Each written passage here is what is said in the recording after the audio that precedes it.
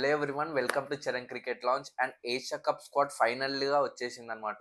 And Asia cup అవుతుందా లేదా అని చాలా డౌట్స్ ఉండే. ఎందుకంటే ఇండియా పాకిస్తాన్ వార్ వల్ల, ఆపరేషన్ సింధూర్ వల్ల ఏషియా కప్ అనేది డౌట్లో పడ్డది అందరికీ. బట్ ఈ స్క్వాడ్ రావడం వల్ల కన్ఫర్మ్ అయిపోయింది ఇండియా ఏషియా కప్ ఆడుతుందని. అండ్ ఇంకొక డౌట్ ఏంటంటే ఇండియా పాకిస్తాన్ మ్యాచ్ అవుతుందా అని చాలా మందికి డౌట్ ఉంది. అది సెప్టెంబర్ 14 రోజే తెలుస్తుంది ఇండియా పాకిస్తాన్ మ్యాచ్ ఆడుతుందో లేదో అని. లేకపోతే ముందు రోజే విత్డ్రా చేసుకుంటుందా ఇండియా. డబ్ల్యూసీఎల్లో ఎట్లయితే ఇండియా పాకిస్తాన్ తోటి మ్యాచ్ విత్డ్రా చేసుకుందో ఇక్కడ కూడా అట్లా అవుతుందా లేదా అని చూడాలి. అండ్ గవర్నమెంట్ అప్రూవల్ కూడా రావాలి ఇండియాకి పాకిస్తాన్ తోటి మ్యాచ్ ఆడాలంటే. సో లెట్స్ సి సెప్టెంబర్ 14 రోజు ఇండియా పాకిస్తాన్ మ్యాచ్ అవుతుందో లేదో అని చూడాలి. అండ్ కమింగ్ టు స్క్వాడ్ వచ్చేసి సూర్యకుమార్ యాదవ్ క్యాప్టెన్, ఇంజురీ నుంచి రికవర్ అయ్యి టీంలోకి వచ్చాడు and with captaincy. And Shubman Gill 1 year తర్వాత శుభ్మన్ గిల్ డైరెక్ట్ టీంలోకి ఎంట్రీ ఇచ్చాడనమాట with vice captaincy with added responsibility. And ఇక్కడ వైస్ కెప్టెన్ అవ్వడం వల్ల నేను ఆ ఇండికేషన్ నెక్స్ట్ చెప్తాను ఏమవుతుందో అని. అండ్ బ్యాటర్స్ వచ్చేసి అభిషేక్ శర్మ, సంజు శాంసన్, తిలక్ వర్మ, సూర్యకుమార్ యాదవ్ ఆల్రెడీ ఉన్నాడు. అండ్ హార్దిక్ పాండ్యా, అక్షర్ పటేల్, రింకు సింగ్, శివం దుబే, వరుణ్ చక్రవర్తి, కుల్దీప్ యాదవ్, హర్షిత్ రాణా, హర్షదీప్ సింగ్, జస్ప్రీత్ బుమ్రా. సో ఇదన్నమాట స్క్వాడ్ చూసుకుంటే బాగానే ఉంది.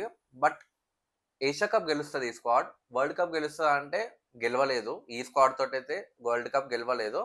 స్క్వాడ్ గురించి మాట్లాడే ముందు అసలుకి first of all main points ఏంటంటే, first of all Shubman Gill reentry అనమాట. లాస్ట్ ఇయర్ ఆగస్ట్లో ఆడిండు శుభ్మన్ గిల్ లాస్ట్ T20. డైరెక్ట్గా 2025 ఆగస్ట్లో ఆడుతుండు విత్ వైస్ క్యాప్టెన్సీ అనమాట. సో ఈ ఇండికేషన్ ఏంటంటే నెక్స్ట్ T20 వరల్డ్ కప్ అయిన తర్వాత Shubman Gill will be your captain in T20 side. అంటే ఆల్రెడీ ఇప్పుడు టెస్ట్లో క్యాప్టెన్సీ ఉన్నాడు, ఓడిఐలో వైస్ క్యాప్టెన్సీ అనమాట. అండ్ T20లో కూడా ఇప్పుడు వైస్ క్యాప్టెన్సీగా ఉన్నాడు. So ఇక్కడితోటి Shubman Gill era has started. Already టెస్ట్లో క్యాప్టెన్సీ 700 runs కొట్టిండు, successful in first test series itself. And ఓడిఐలో కూడా నెక్స్ట్ క్యాప్టెన్ అవుతాడు అని అనిపిస్తుంది కమింగ్ డేస్లో. అండ్ T20లో ఇప్పుడు వైస్ క్యాప్టెన్ కాబట్టి ఆబ్వియస్లీ నెక్స్ట్ క్యాప్టెన్ అయ్యేది Shubman Gill. So complete all 3 ఫార్మాట్స్లో Shubman Gill will be leading India in future. ఈ ఇయర్ ఎండ్కైనా 2026లో అయినా 3 ఫార్మాట్స్లో Shubman Gill will be the Indian captain. So ఇక్కడితోటి అఫీషియల్గా ప్రతి ఫార్మాట్లో శుభ్మన్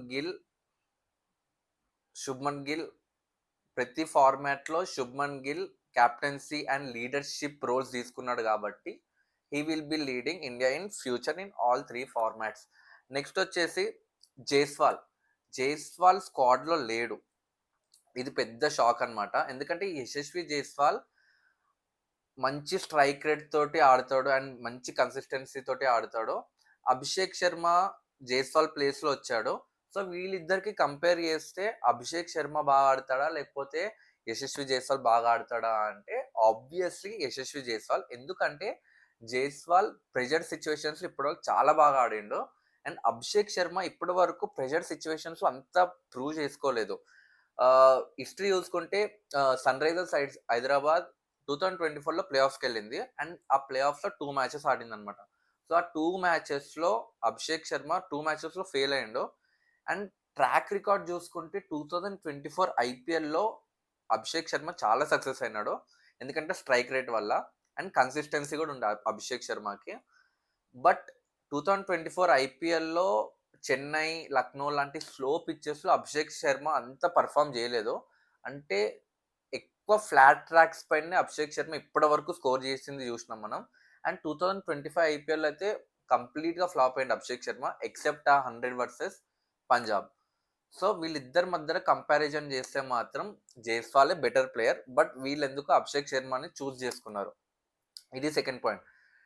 థర్డ్ మెయిన్ పాయింట్ ఏంటంటే శ్రేయస్ అయ్యర్ స్టార్టింగ్ నుంచి చూసుకుంటే ప్రెజెంట్ అయితే వైట్ బాల్ ఫార్మాట్స్లో నంబర్ 1 బ్యాటర్గా ఉన్నదంటే ఇప్పుడు శ్రేయస్ అయ్యరే. That includes Virat Kohli and Rohit Sharma. వీళ్ళిద్దరిని దాటేసి మరీ best white ball player present Shreyas Iyer అనమాట. 2023 నుంచి చూసుకుంటే ఓడిఐ వరల్డ్ కప్లో 500 runs plus 3 centuries, 2 half centuries. Sorry 2 centuries and 3 half centuries అన్నమాట. With extraordinary strike rate. ODI world కప్‌లో ప్రెషర్‌లో ఆడాడు శ్రేయస్ అయ్యర్. అండ్ ఇండియాకి బెస్ట్ నంబర్ 4 బ్యాటర్ హిస్టరీలోనే శ్రేయస్ అయ్యర్ అయ్యాడనమాట. ఏ బ్యాటర్ కూడా ఇప్పటి వరకు ఇండియన్ నంబర్ 4 500+ రన్స్ ఒక వరల్డ్ కప్‌లో కొట్టలేదు. So already ICC world cup 2023లో చాలా సక్సెస్ చూసిండు శ్రేయస్ అయ్యర్ యాజ్ ఎ బ్యాటర్‌గా. దాని తర్వాత కేకేఆర్‌కి 10 ఇయర్స్ తర్వాత ఐపీఎల్ విన్నింగ్ కెప్టెన్ అయ్యిండు. సో ఇక్కడ ఒక పాయింట్, సెకండ్ పాయింట్ ఇది. థర్డ్ పాయింట్ ఏంటంటే ఛాంపియన్స్ ట్రాఫీ. ఛాంపియన్స్ ట్రాఫీలో ఇండియా నుంచి టాప్ స్కోరర్గా ఉంది Shreyas Iyer with 248 runs. And next వచ్చేసి ఐపీఎల్ 2025. ఐపీఎల్ 2025లో శ్రేయస్ అయ్యర్ కన్నా మంచిగా ఇంకే బ్యాటర్ ఆడలేదు. శ్రేయస్ అయ్యర్ కన్నా మంచిగా ఇంకా ఏ కెప్టెన్ కూడా కెప్టెన్సీ చేయలేదు. కప్పు గెలిచింది ఆర్సీబీ అయినా శ్రేయస్ అయ్యర్ ఒక 6 అన్క్యాప్డ్ ఇండియన్స్ తోటి ఆ టీమ్ ని ఫైనల్ తీసుకొని వెళ్ళిండు. అంటే పంజాబ్ లాంటి టీం ని ఫైనల్ తీసుకొని వెళ్ళడం అంటే మాటలు కాదు అది. పంజాబ్ లాస్ట్ 10 ఇయర్స్ గా ప్లే ఆఫ్ కి వెళ్ళలేదు. అట్లాంటి టీం ని డైరెక్ట్ ఫైనల్ కి తీసుకొని వెళ్ళిండు. సో శ్రేయస్ అయ్యర్ అంతా ప్రూవ్ చేసిండు ఇక్కడ టీంలోకి రావడానికి. అండ్ డ్రాప్ అవ్వడానికి ఒక్క క్రికెటింగ్ లాజిక్ కూడా లేదు. అండ్ ఇది కంప్లీట్ గా పొలిటికల్ గేమ్ ఇది అజిత్ అగర్కర్ అండ్ గౌతమ్ గంభీర్ నుంచి. ఎందుకంటే ఎక్కడ చూసినా శ్రేయస్ అయ్యర్ సక్సెస్ అవుతూనే ఉన్నాడు. ఈవెన్ 2024 సయ్యద్ ముస్తాక్ అలీ ట్రాఫీలో యాజ్ ఎ కెప్టెన్ గా విన్నర్ అయినాడు. And Vijay Hazare trophy win అయిండు.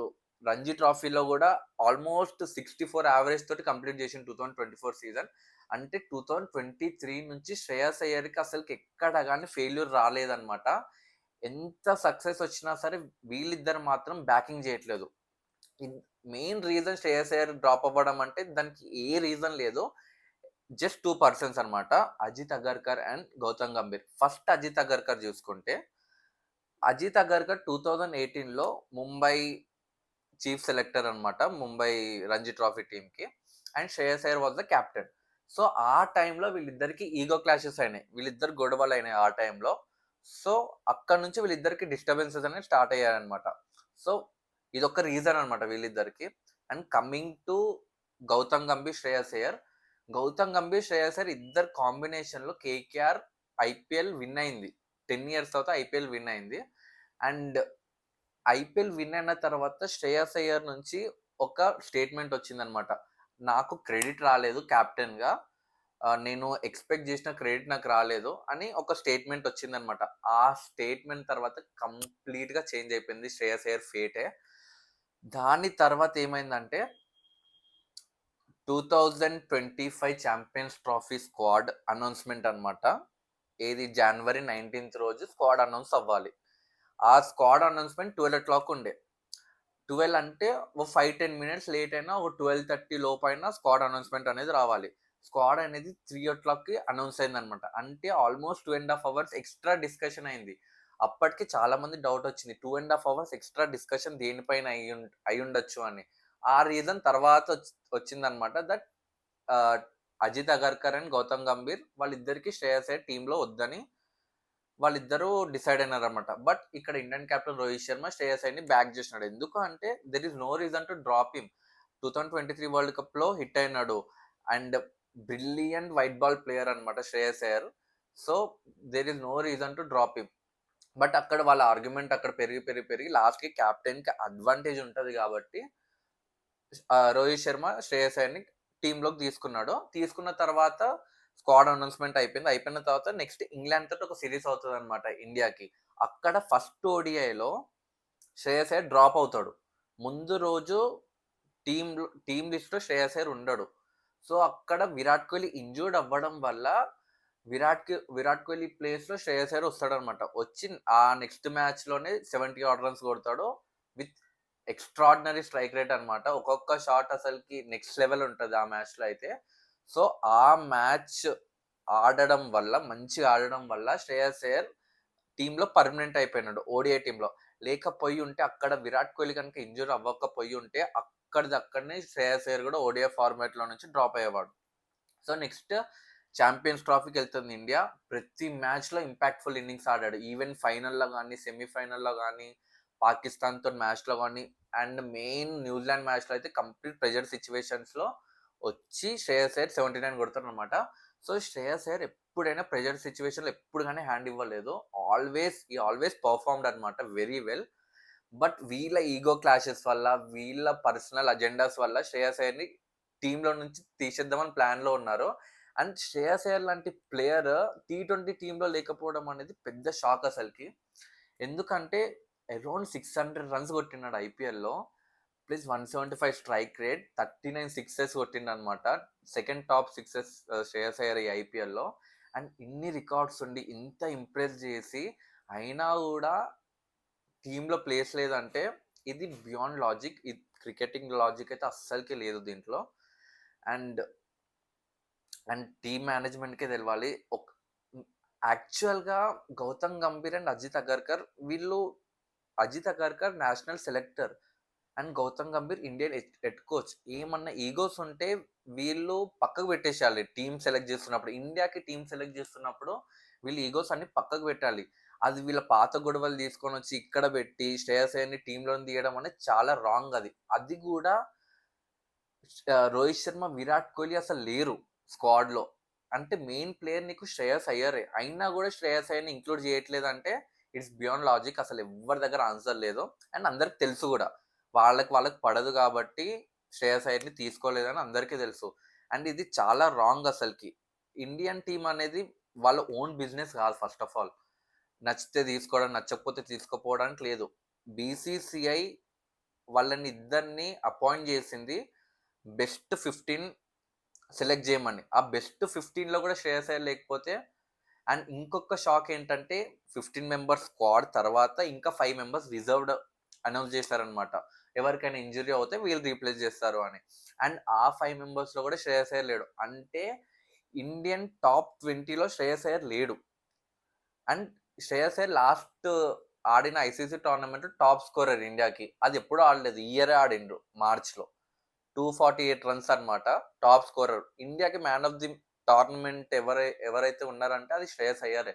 అండ్ ఐసీసీ వరల్డ్ కప్‌లో కూడా 500+ రన్స్. అండ్ గౌతమ్ గంభీర్ అసలు ఏం గెలిచిండండి కోచ్‌గా. కేకేఆర్ కెప్టెన్ ఉన్నప్పుడు ఐపీఎల్ గెలిచిండు. And Shreyas Iyer impactful performance వల్ల చాంపియన్స్ ట్రోఫీ గెలిచిండు. ఈ రెండిట్లో అసలు శ్రేయస్ అయ్యర్ లేకపోతే అసలు గౌతమ్ గంభీర్ లేడు first of all. And India tour of England అనమాట. ఇయర్ అయింది కదా. ఆ స్క్వాడ్‌లో కూడా శ్రేయస్ అయ్యర్ లేడు యాక్చువల్‌గా. అక్కడే అందరికి షాక్ వచ్చింది. టెస్ట్ స్క్వాడ్‌లో విరాట్ కోహ్లీ, రోహిత్ శర్మ రిటైర్ అయినాక కూడా శ్రేయస్ అయ్యర్‌కి ఎట్లా తీసుకోలేదు అంటే Ajit Agarkar there is no room for Shreyas Iyer అన్నాడు. మేబీ అందరూ ఏమనుకున్నారంటే వైట్ బాల్‌లో చాలా బాగా పర్ఫార్మ్ చేస్తున్నాడు కదా. మేబీ శ్రేయస్ అయ్యర్‌ని వైట్ బాల్‌లోనే ఉంచుదాం. రెడ్ బాల్‌లో ఎందుకు? మళ్ళీ ఇంజురీ రిస్క్ అవుతదని, ఎక్కువ ప్రెషర్ కూడా అవుతదని వాళ్ళు సెలెక్ట్ చేయలేదు అనుకున్నారు. బట్ టీ20లో శ్రేయస్ అయ్యర్‌ని చేయకపోవడం అనేది పెద్ద షాక్. అండ్ దీనికి ఒక రిపోర్టర్ కూడా క్వెషన్ అడిగిండు. అసలు శ్రేయస్ అయ్యర్ ఎందుకు లేడు అని. అజిత్ అగర్కర్ ఆన్సర్ ఏంటంటే ఫస్ట్ ఆఫ్ ఆల్ ఆన్సర్ లేదు. ఏమన్నాడంటే ఎవరిని రీప్లేస్ చేస్తారు శ్రేయస్ అయ్యర్ ప్లేస్‌లో అని అన్నాడు. ఎవరిని రీప్లేస్ చేస్తారు? అసలు శ్రేయస్ అయ్యర్ ఒక్కళ్ళని రీప్లేస్ చేయడం ఏంటి? శ్రేయస్ అయ్యర్ యాక్చువల్‌గా టీమ్‌లో ఉండాలి. అది ఎంత పెద్ద ప్లేయర్ అయినా సరే. అండ్ ఫస్ట్ ఆఫ్ ఆల్ ఈ టీమ్‌లో చూసుకుంటే శ్రేయస్ అయ్యర్ కన్నా బెస్ట్ బ్యాట్స్‌మెన్ ఎవ్వరు లేరు. స్టార్టింగ్ ఫ్రమ్ అభిషేక్ శర్మ శ్రేయస్ అయ్యర్ కన్నా మంచిగా ఆడతాడంటే కాదు. Sanju Samson no. Shubman Gill no. Even captain Suryakumar Yadav కూడా ఎప్పుడు ప్రెషర్‌లో డెలివర్ చేయలేదు. సూర్యకుమార్ కూడా శ్రేయస్ అయ్యర్ అంత బాగా ఎప్పుడు ఆడలేదు కూడా. అండ్ హార్దిక్ పాండే ఒక్కడే శ్రేయస్ అయ్యర్ లెవెల్‌కి మ్యాచ్ అవుతాడనమాట. సో, ఈ స్క్వాడ్‌లో శ్రేయస్ అయ్యర్ కన్నా బెటర్ బ్యాట్స్‌మెన్ ఎవ్వరు లేరు. అయినా కూడా శ్రేయస్ అయ్యర్‌ని సెలెక్ట్ చేయలేదు. అండ్ ఇదే కంటిన్యూ అవుతే గౌతమ్ గంభీర్ 2007లో ఇండియా గ్రూప్ స్టేజ్ ఎగ్జిట్ అయిందనమాట వరల్డ్ కప్‌లో. సేమ్ అదే రిపీట్ అవుతది. అక్కడ గ్రేగ్ చాపెల్ కూడా ఇట్లనే టీమ్‌ని మొత్తం కంట్రోల్ చేద్దామన్న ఒపీనియన్ తోటి ట్రై చేశాడు. టీమ్ అసలు అట్టర్ ఫ్లాప్ అయింది. సేమ్ ఇక్కడ కూడా అదే అవుతది. ఇదే కంటిన్యూ అవుతే మాత్రం ఇదే అవుతది ఖచ్చితంగా. అండ్ ఆ టైంలో ఎక్కువ సోషల్ మీడియా కూడా లేదు. ఆ సోషల్ మీడియా లేని టైంలోనే అది పెద్ద రచ్చ అయింది యాక్చువల్‌గా గ్రేగ్ చాపెల్‌ది. గ్రేగ్ చాపెల్ వల్లనే మొత్తం టీమ్ అంతా కొలాప్స్ అయిపోయిందని. అండ్ ఇక్కడ కూడా మెయిన్ పర్ఫార్మన్స్‌ని మీరు పక్కకు పెట్టేసి ఐపీఎల్ పర్ఫార్మన్స్ తీసుకొచ్చి టీమ్‌లో పెడుతున్నారు. IPL performance base and IPL performance base చేసుకుంటే ఫస్ట్ నేమ్ రావాల్సింది శ్రేయస్ అయ్యర్దే. అండ్ ఈ ఐపీఎల్‌లో కూడా ఇప్పుడు ప్రెజెంట్ ఉన్న స్క్వాడ్‌లో అభిషేక్ శర్మ గాని, సంజు శాంసన్ గాని, తిలక్ వర్మ, శివం దుబే, రింకు సింగ్ వీళ్ళెవ్వరు ఐపీఎల్‌లో పర్ఫార్మ్ చేయలేదు. అయినా గాని స్క్వాడ్‌లో ఉన్నారు. ఎవరైతే ఐపీఎల్‌లో పర్ఫార్మ్ చేశారో వాళ్ళు మాత్రం స్క్వాడ్‌లో లేరు. శ్రేయస్ అయ్యర్, జైస్వాల్ వీళ్ళెవరు స్క్వాడ్‌లో లేరు. అండ్ ఈ లాజిక్ ఈ team management and selector Ajit అగర్కర్‌కే తెలవాలి. సో నెక్స్ట్ వీడియోలో ఇండియన్ కాంబినేషన్ ఏందో చూద్దాం యాక్చువల్‌గా. ప్రాబబుల్ ప్లేయింగ్ 11 ఏముంటదో చూద్దాము. And until then, goodbye, take care.